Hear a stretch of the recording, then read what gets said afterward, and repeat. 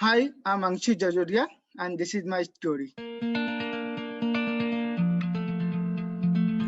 What is your disability and when were you diagnosed? I have a hearing impairment, a profound hearing impairment of 95 decibels, which is at the higher end of the spectrum. And I was diagnosed when I was 3.5 years old. So, before that, because hearing impairment is a disability, it is an invisible disability that is manifested only in the lack of speech, in the lack of picking up spoken language at normal developmental milestones. So when I was not talking at the age of 1.5, my parents started getting worried. And then finally at the age of 3.5, I was diagnosed as profoundly deaf. Can you tell us about some of the work that you have done?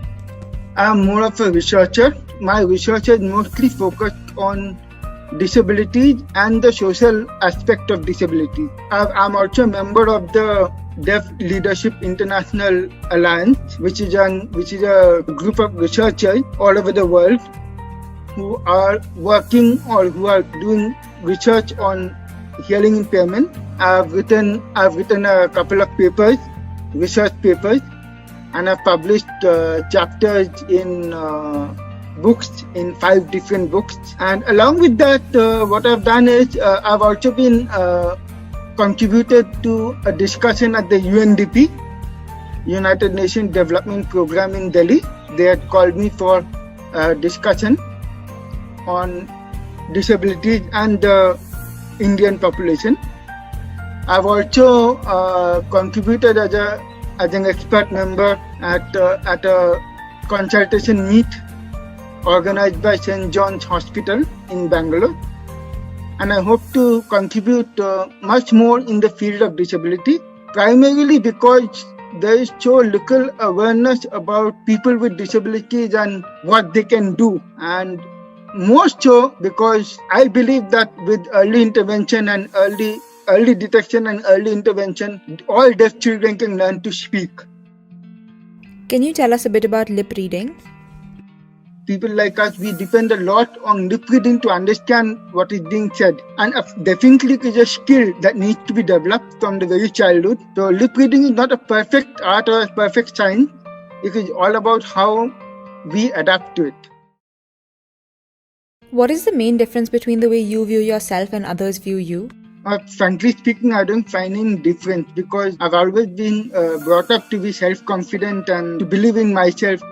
And I believe that the way you view yourself is ultimately how other people will view you. I feel that if you don't think that your disability is going to affect you negatively, then nobody else can affect you negatively. What is a stigma related to disabilities that is untrue? The biggest stigma that people in the society have about people with disabilities is that they are incompetent and cannot do anything in a proper manner. I think that's very untrue because given an opportunity and given the proper guidance, they can do everything. Like me, for example, I was not supposed to speak, but now I make a living from speaking. Does society's attitude towards a deaf person need to change? Well, I think that the society's attitude needs to change not only towards the deaf, but towards all people with disabilities.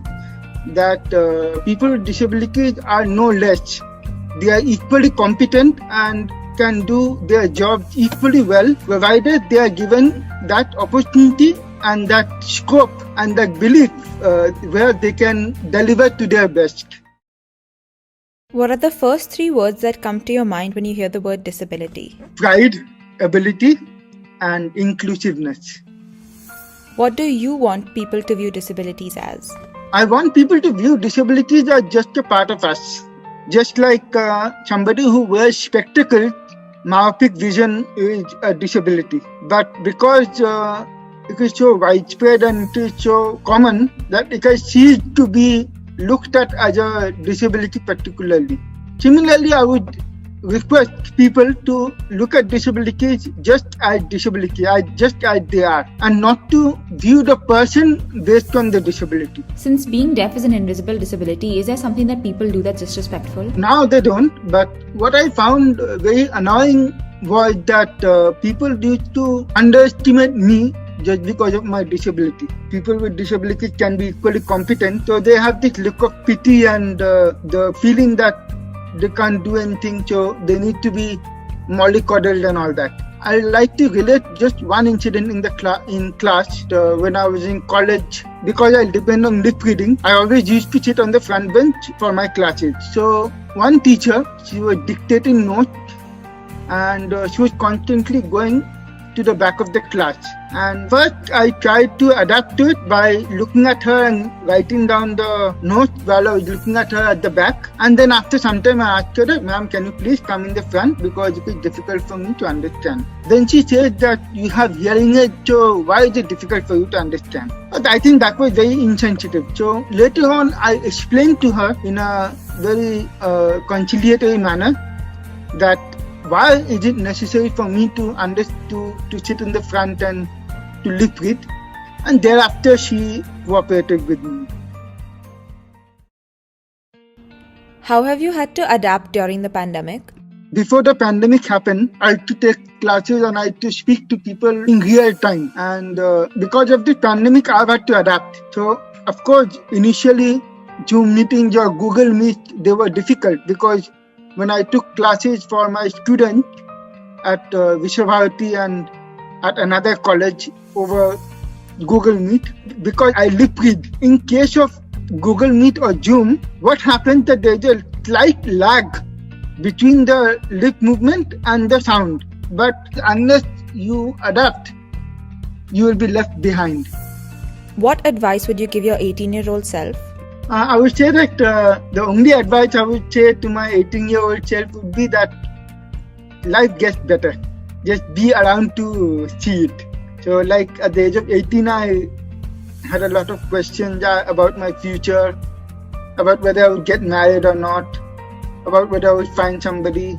But now I feel I'm in a better position. So I believe that ultimately life gets better for most people.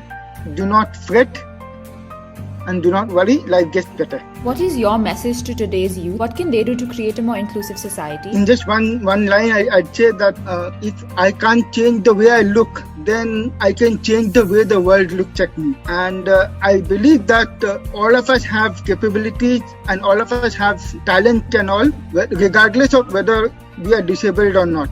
And I believe that mutual respect is the thing that is most required for a stable society. What is your message to young deaf children? Do not allow others to view you through the prism of your deafness. Do not allow others to view you through the prism of your hearing impairment.